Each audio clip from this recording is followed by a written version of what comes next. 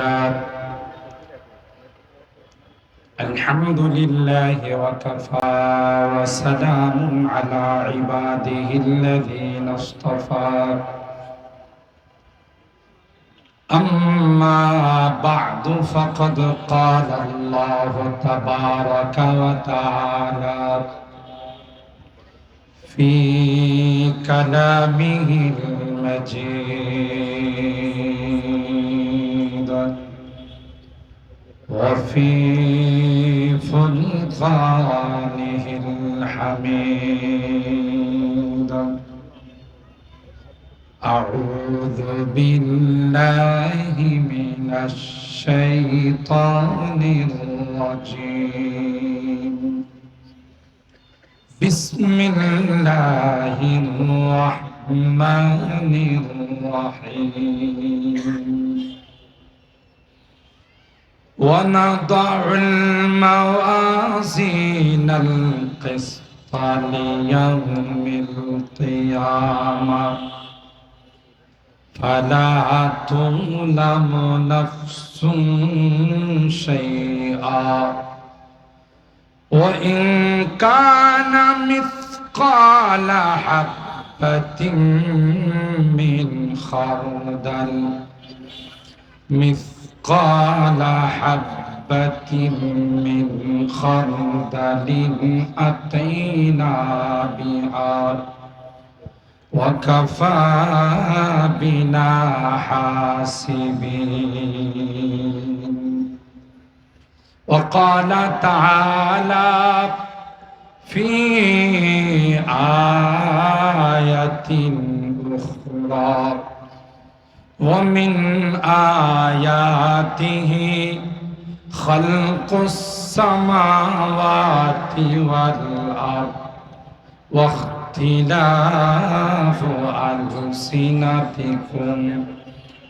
واختلاف ألسنتكم وألوانكم إن في ذلك لآيات للعالمين وقال النبي صلى الله عليه وسلم تفكروا في خلق الله ولا تتفكروا في الله فإنكم لن تقدروا قدرا أو كما قال عليه الصلاة والسلام بارك الله لنا ولكم في القرآن العظيم ونفعنا وإياكم بالآيات والذكر الحكيم درود شريف اللهم صل على محمد وعلى آل محمد كما صليت على إبراهيم وعلى آل إبراهيم إنك حميد مجيد اللهم بارك على محمد وعلى آل محمد كما باركت على إبراهيم وعلى آل إبراهيم إنك حميد مجيد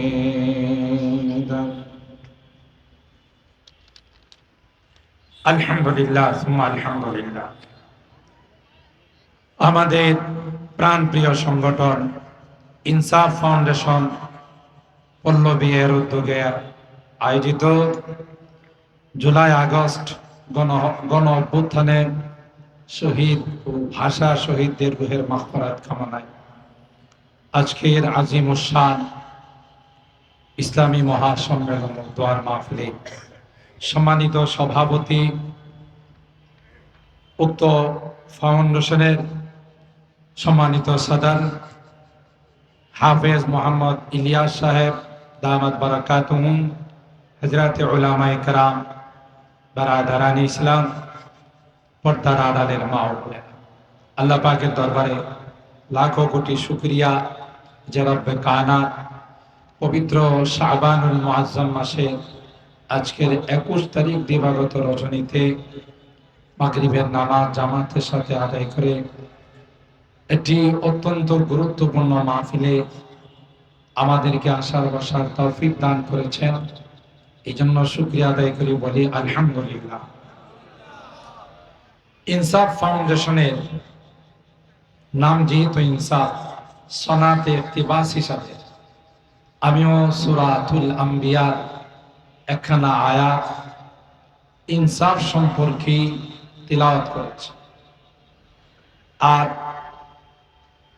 ইনসাফ ফাউন্ডেশন তাদের প্রথম ধাপে, প্রথম মারহালাতে এরা সফল, এরা কামিয়াব এই জন্যে যে এত শর্ট টাইমের মধ্যে আপনারা দেখতেছেন আজকের এই ব্যানারে পোস্টারে যে সকল উলামায়ে কেরামদেরকে একত্রিত করেছে, এটা এই ইনসাফ ফাউন্ডেশনের একটা অনেক বড় সফলতা।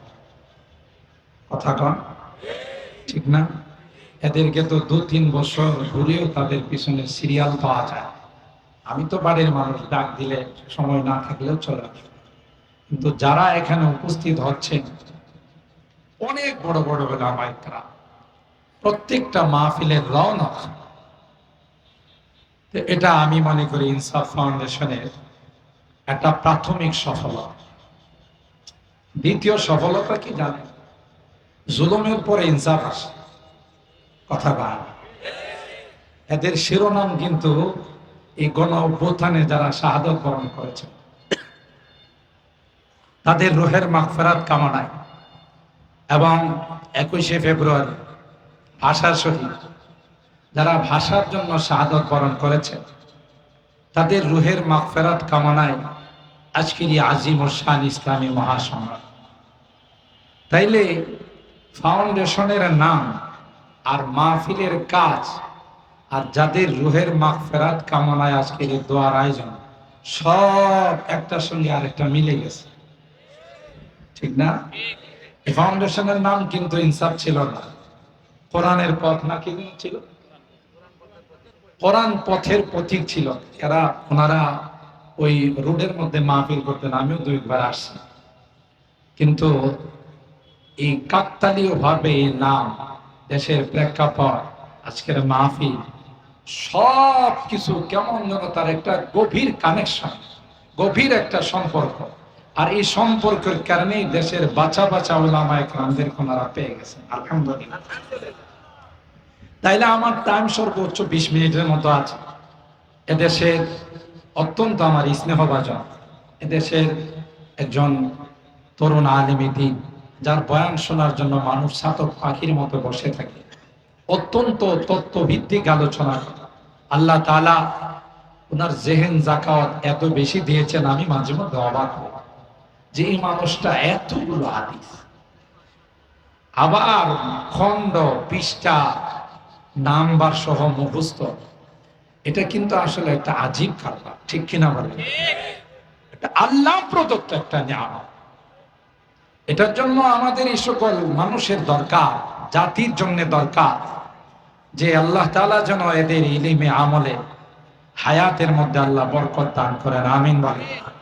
মাওলানা মুফতি আরিফ বিন হাবিব সাহেব আসা মাত্রই, 7:45 আসার কথা, উনি চলে আসবে।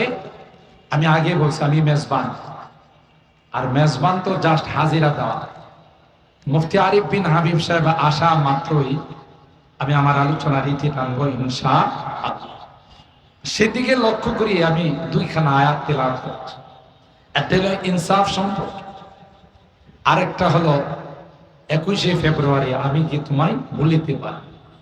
এই যে ভাষা জন্য যারা শাহাদত বরণ করেছেন আন্তর্জাতিক মাতৃভাষার, কোরআনুল কারীমের সূরা আর রুমের যে 22 নম্বর আয়াত আমি তেলাওয়াত করেছি, ওখানে আল্লাহ তাআলা মাতৃভাষা দিবস সম্পর্কে আলোচনা করেছেন। কিন্তু আমরা যেভাবে মাতৃভাষা দিবস পালন করি, আল্লাহ এভাবে বলেন। আল্লাহ বলেন, এটা আমার একটি অন্যতম কুদরতি নিদর্শন। ওমিন আয়াতি খালকুস সামাওয়াতি ওয়াল আরদ, আসমান আর জমিনের সৃষ্টি, এটা আল্লাহর একটি কুদরতি নিদর্শন। অনেকগুলো, এখানে সূরা আর রুমের 20 নম্বর আয়াত থেকে নিয়ে 25 নম্বর আয়াত পর্যন্ত 6খানা আয়াত। এই সবগুলোর মধ্যে আল্লাহ এক একটা কুদরতি নিদর্শনের আলোচনা করেছেন। তার মধ্যে আমাদের যে মাতৃভাষা বাংলা, এই বিষয়ে আলোচনা আছে। 21শে ফেব্রুয়ারির আলোচনা আছে। সুবহানাল্লাহ বলুন। আমরা সাধারণত মনে করি যে ভাষা দিবস, বিজয় দিবস, স্বাধীনতা দিবস, ভ্যালেন্টাইন্স দিবস, 31 দিবস, নাইট দিবস, এগুলো সম্পর্কে মনে হয় কোরআনে কোনো দিক নির্দেশনা নাই। আর যদি তাই না থাকে, তাহলে কোরআন কমপ্লিটলি জীবন বিধান হলো কেমন করে? আল্লাহ তো বলছেন যে ফিহি তিবিয়ানুন লিকুল্লি শাই, সব বিষয়ের সমাধান কোরআনে আছে। আমার বিজয় দিবস না থাকলে কোরআন কমপ্লিটলি হলো কেমন? আমার স্বাধীনতা দিবস যদি না থাকে, তাহলে কোরআন কমপ্লিটলি জীবন বিধান হলো কেমন? আমার মাতৃভাষা দিবস যদি না থাকে, তাহলে কোরআন কমপ্লিটলি জীবন বিধান হলো কেমন? এই সূরা রুমের 22 নম্বর আয়াত আমার মাতৃভাষা দিবস নিয়ে আলোচনা করছে। সুবহানাল্লাহ।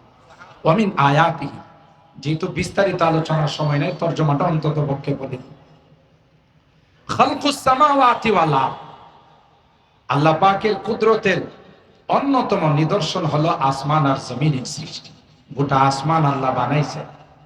বলুন তো দেখি, আসমানের মধ্যে কোথাও কোনো পিলার আছে? কোনো খাম্বা আছে? পারবে কেউ এই জাতীয় সামিয়ানা বানাইতে? এনে কয়টা লাগাইছে দেখে? খাম্বার জন্য মানুষ দেখা যায়, পিলারের জন্য, খুঁটির জন্য মানুষ দেখা যায়, অথচ সামান্য একটু প্যান্ডেল বানায়। আর আল্লাহ এত বড় প্যান্ডেল বানাইছে, কোথাও একটা পিলার আছে? ছোটবেলা আমরা মনে করতাম, আপনারা কি করতেন জানি না, যে মনে হয় আসমানটা ওই গ্রামে লেগে গেছে। এটা ধরার জন্য কয়েকজন বন্ধু বান্ধব মিলে যে আসমানটা শুয়ে আসি চল। যেই ধরতে যায় দিকে আসমান কেন যেন উপরের দিকে উঠে, যতই আগায় ততই আসমান উপরের দিকে উঠে। বোঝা গেল এই বিশাল আসমান আল্লাহ বানাইছেন, কোন রকমের কোনো পিলার নাই, খুঁটি নাই। ওয়াল আরদ, জমিন বানাইছেন আল্লাহ পানির মধ্যে। ওয়াজআলনা মিনাল মাই কুল্লা শাইইন হাই আফালা ইউমিনুন, গোটা পৃথিবীতে শুধু পানি আর পানি। এই পানির মধ্যে মাটির আবিষ্কার করছেন কে? সাধারণত পুকুর, এরপরে নদী নালা যদি ভরাট করা হয়, দেখবেন ওখানে চলাফেরা করা যায় না, নরম হয়, পা নিচের দিকে চলে যায়। তো এই জন্যে এই জমিন মানুষ চলাচলের উপযুক্ত ছিল না।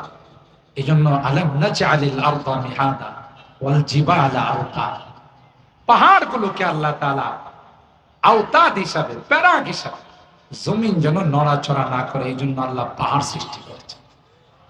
আল্লাহ বলেন খালকুস সামাওয়াতি ওয়াল আরদ, আসমান আর জমিনের সৃষ্টির মধ্যে তোমাদের জন্য অনেকগুলো কুদরতি নিদর্শন রয়েছে। 2 নাম্বার, ওয়াখতিলাফু আলসিনাতিকুম ওয়া আলওয়ান, এই যে ভাষার পরিবর্তন। আমরা বাংলা ভাষায় কথা বলি, তাই না? বলে কোন স্কুলে ভর্তি হয় তাই না, কোন কোর্স কমপ্লিট করা লাগে না, আরবিরা আরবি ভাষায় কথা বলে, আমেরিকানরা ইংলিশ ভাষায় কথা বলে, ইন্ডিয়ানরা হিন্দি ভাষায় কথা বলে, পাকিস্তানিরা উর্দু ভাষায় কথা বলে। এই যে ভাষার পরিবর্তন, আল্লাহ বলেন এটাও আমার কুদরতি নিদর্শন। আমি যদি আপনাদের আর একটু গোড়াতে তথ্য দিই, ওলামায়ে কেরাম তো অধিকাংশ স্টেজে তো সব বড় বড় ওলামায়ে কেরাম, তাফসীরের কিতাবের মধ্যে আসে আল্লাহ পাক হযরতে আদম আলা নবিয়িনা ওয়া আলাইহিস সালাতু ওয়াস সালামকে যখন বানানোর ইচ্ছা করলেন, ইন্নী জাইলুন ফিল আরদি খলিফা, ফেরেশতারা ভেটো দিয়েছে, আতাজআলু ফিহা মা ইউফসিদু ফিহা ওয়া ইয়াসফিকু দিমা ওয়া নাহনু নুসাব্বিহু বিহামদিকা ওয়া নুকদ্দিসু লাক। আল্লাহ কি জন্য এই জাতি বানাবে? এরা কেউ আওয়ামী লীগ করবে, কেউ বিএনপি করবে, কেউ জাতীয় পার্টি করবে, আর দলে দলে মারামারি করবে। এদের মধ্যে রাজনৈতিকভাবে কুন্দল থাকবে, মারামারি থাকবে, হিংসা থাকবে, রেষারেষি থাকবে। ফেরেশতারা দিল এই ভেটো, বানায় না, আমরাই তো তাসবিহ তাহলিলের জন্য যথেষ্ট। নাহনু নুসাব্বিহু বিহামদিকা ওয়া নুকাদ্দিসু। আল্লাহ পাক তখন শর্টকাট জবাব দিয়েছিলেন, ইন্নী আ'লামু মা লা তা'লাম, আমি যা জানি তোমরা তা জানো না। এটা বলছিল প্রকাশ্যে। আর ভিতরে ভিতরে ফেরেশতারা আরেকটা জিনিস গোপন করছিল, এটাও তাফসীরের কিতাবে আসে, লা ইয়াখলুকা রাব্বুনা খালকান আকরামা আলাইহি মিন্না ওয়ালা আ'লাম। যাক, আল্লাহ যদি বানায়, যে জাতিকে বানাবে এ আমাদের চেয়ে বেশি শিক্ষিত হবে না, আমাদের চেয়ে বেশি দামি হবে না, এই কথাটা মনে মনে গোপন করছিল। কারা? তো মনে মনে গোপন করলে তো এটা আল্লাহ জানতে 2-1 মাস সময় লাগে না, সাথে সাথে মনে মনে যে গোপন করছিল যে লা ইয়াখলুকা রাব্বুনা খালকান আকরামা আলাইহি মিন্না ওয়ালা আ'লাম, এটা আল্লাহ জানে। তো বাহ্যিক যে কথাটা বলছে এটার জবাব দিয়েছিলেন ইন্নী আ'লামু মা লা তা'লাম। আর মনে মনে যে বিষয়টা গোপন করছিল এটার জবাব আল্লাহ প্র্যাকটিক্যালি দিয়েছেন। ওয়া আল্লামা আদম আল আসমাআ কুল্লাহা সুম্মা আরাদাহুম আলাল মালাইকা।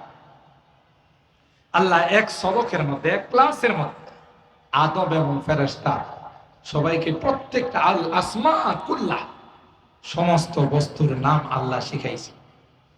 শিখানোর পর ফেরেশতাদেরকে আল্লাহ বলেন, আম্বিউনি বি আসমাই হাউলা ইন কুনতুম সাদিকিন। তোমরা তো পণ্ডিতি করছিলা, তোমরা অনেক বেশি জানো, দেখা যাবে আজকে ক্লাসের মধ্যে কে 1 নাম্বার হয়। সুবহানাল্লাহ। এই হলো দর্শন আল্লাহ, আম্বিউনি বি আসমাই হাউলা ইন কুনতুম সাদিকিন। এখন ফেরেশতারা কিচ্ছু কইতে পারে না, একটা পর্যায়ে সারেন্ডার করছে আর বলছে, ক্বালু সুবহানাকা লা ইলমা লানা ইল্লা মা আল্লামতানা ইন্নাকা আনতাল আলিমুল হাকিম। আল্লাহ, কি যে শিখাইছো মনে নাই, ভুলে গেছি। আল্লাহ কয়, তোমরা না অনেক পণ্ডিতি করছিল, অনেক জানো। আর এই ক্লাসে একজন মাত্র ছাত্র ছিল, এটা নূরের না, এটা মাটির ছিল। কে বলেন? কে? আল্লাহ পাক হযরতে আদমকে ডাকেন, ইয়া আদম আম্বিউহুম বিআসমাইহিম। হে আদম, এরা তো পারলো না, তুমি নামগুলো বলে দাও। তাফসীরের কিতাব খুলে দেখুন, ফাসাম্মা কুল্লা শাইইন বিইসমিহি ওয়া যিকরি হিকমাতিহি আল্লাতী খুলিকা লাহা। হযরতে আদমকে বলতে দেরি হয়, হযরতে আদম শুধু নাম নয়, প্রত্যেকটা বস্তু কত প্রকার, কি কি, কোন বস্তুটা দিয়া কি কি কাজ না হয়, এক বৈঠকের মধ্যে সবগুলো শোনাই দিলেন। তাফসীরের কিতাবে আসে, শুধু শোনার নাই, কখনো আদম আরবি ভাষায় বলেন, কখনো ইংরেজি ভাষায় বলেন, কখনো হিন্দি ভাষায় বলেন, কখনো ফার্সি ভাষায় বলেন, কখনো উর্দু ভাষায় বলেন, কখনো আবার আমার মাতৃভাষা বাংলা ভাষায় বলেন। প্রত্যেকটা বস্তুর নাম কখনো আরবিতে, কখনো ইংরেজিতে, কখনো ফার্সিতে, কখনো উর্দুতে, কখনো বাংলায়, কখনো হিন্দিতে, এক একবার এক একটা ভাষা তিনি ব্যবহার করেন। সবগুলোর নাম আল্লাহর আদালতে, আল্লাহর ক্লাসের মধ্যে হযরতে আদম কিয়ামত পর্যন্ত আদমের সন্তান যারা যেই ভাষা ব্যবহার করবে, সমস্ত ভাষাগুলো আল্লাহর আদালতে আদম আলাইহিস সালাম একই বৈঠকের মধ্যে আল্লাহর কাছে শোনাই দিলেন। এবার বুঝতে পারছেন ভাষা কই থেকে আইছে? বোঝা গেল ভাষা কাহারও বানানো নয়, এটা আল্লাহ প্রদত্ত নিয়ামত।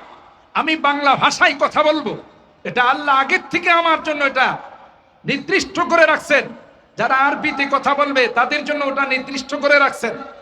প্রত্যেকটা ভাষা আল্লাহ বলেন, ওয়াখতিলাফু আলসিনাতিকুম ওয়া আলওয়ানিকুম, তোমাদের ভাষার পরিবর্তন, এটাও আমি আল্লাহর কুদরতি নিদর্শনের অন্যতম নিদর্শন। ঠিক কিনা বলেন? আবার আপনারা দেখবেন প্রতি 20 কিলোমিটার অন্তর অন্তর ভাষার মধ্যে মিল নাই। বিভিন্ন এলাকায় যাবেন, 20 কিলোমিটার গেলেই দেখবেন কিছু না কিছু ধাক্কা আছে ভাষার।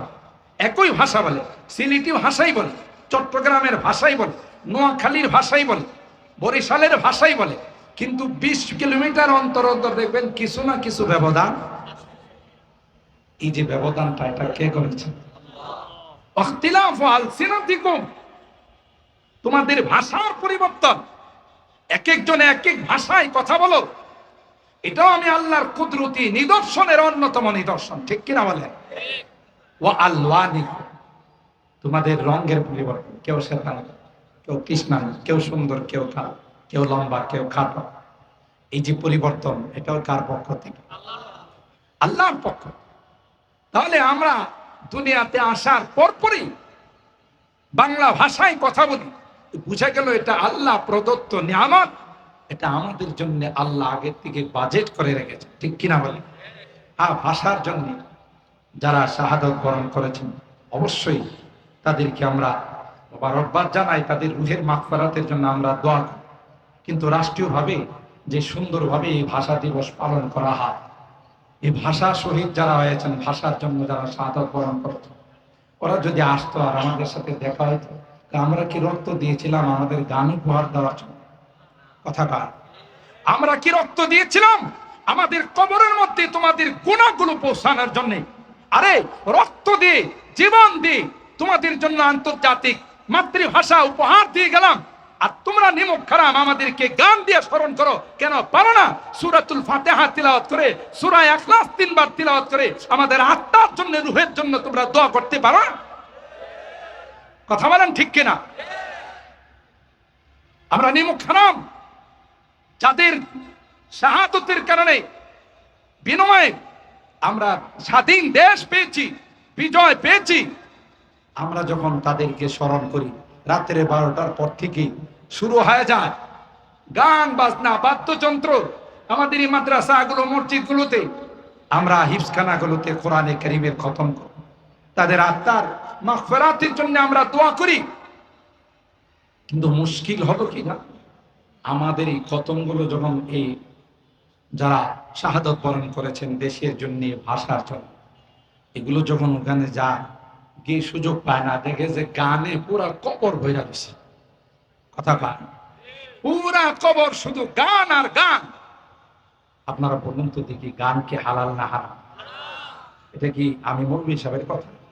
ইনসাফ ফাউন্ডেশনের কথা? এটা কোরআনের সূরা লুকমানের আয়াত।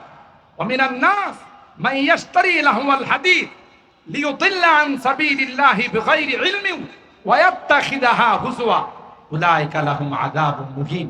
গান তো আল্লাহ হারাম করে দিয়েছেন। যত গান সবগুলো উঠতি বয়সের যুবক যুবতীদেরকে প্রেম শেখায়, আর এই প্রেম বাস্তবায়ন করার জন্য 14 তারিখের দিবস আবিষ্কার করছে। একমাত্র কারণ চরিত্রহীন বানানো, হারামজাদা, জারজ সন্তান বানানো, এটাই বিজাতিদের উদ্দেশ্য। ভ্যালেন্টাইন ডে বাংলাদেশে আবিষ্কার করা, এর বাহিরে অন্য কোনো উদ্দেশ্য নয়। ভালোবাসার নামে, প্রেম প্রীতির নামে বাহির হয়ে যা, আর ওখানে গিয়ে আকাম কুকাম করে। যে সন্তান পৃথিবীতে আসে, এদিকে হালাল জাদা না হারাম জাদা। আর ইসলামের যত ক্ষতি পৃথিবীর সূচনা লগ্ন থেকে এখনো যারা করতেছে, আল্লাহর কসম, তালাশ করলে দেখা যাবে একটারও জন্মের ঠিক নাই, সবগুলো জন্মের মধ্যে লিক আছে। যাদের জন্ম ঠিক আছে, হালাল সন্তান, এরা আর যাই হোক ধর্মকর্ম করে না, হয়তো নামাজ রোজা ঠিক মতো পড়ে না, জীবনে কোনোদিন কোরআনের বিরুদ্ধে কথা কয় না, জীবনে কোনোদিন নবীর বিরুদ্ধে কথা কয় না, জীবনে কোনোদিন ইসলামের বিরুদ্ধে কোনো কথা কয় না, ঠিক কিনা বলেন? এগুলো তাদের দ্বারাই সম্ভব যাদের জন্মের মধ্যে কোথাও না কোথাও লিক আছে। কথা বলেন ঠিক কিনা? লিক, আর লিকটা হয় কখন? 14 তারিখে হয়। এই লিকটা হয় 14 তারিখে, কারণ হাদিসের মধ্যে আসছে, আসলে আমার ইঙ্গিত দিয়ে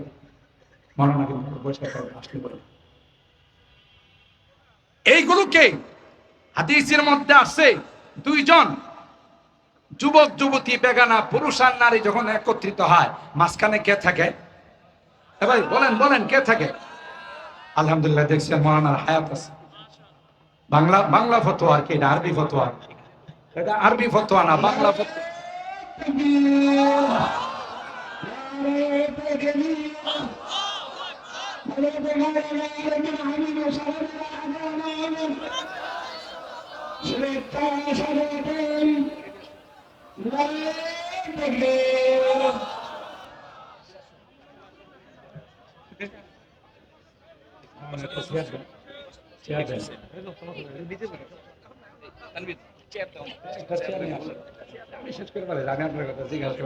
এটা বাংলা ফতোয়া, ঠিক না? আলোচনা করলে কেউ যদি উপস্থিত হয়ে যায় এর হায়াত আছে, বোঝা গেল মুফতি সাহেবের হায়াত আছে, কথা কয় আল্লাহ আসলে হায়াতের মধ্যে বরকত দান করেন, এলিমে আমলে আল্লাহ তাআলা বরকত দান করেন। মাশাআল্লাহ। ও ভাই, আমার কথা এখানে শেষ। আমি বলছি যে মুফতি সাহেব আসলে আমি আমার বয়ানের ইতি টানব। সম্মানিত সুধী, এই যুবক, তোমাদের উদ্দেশ্যে বলতিস, আমরা বিরাট জাতি, আমরা তাদের মতো বংশহারা নয়। তাদের যে কোনো কালচারে আমাদেরকে নিমজ্জিত হলে চলবে না, ঠিক কিনা বলেন?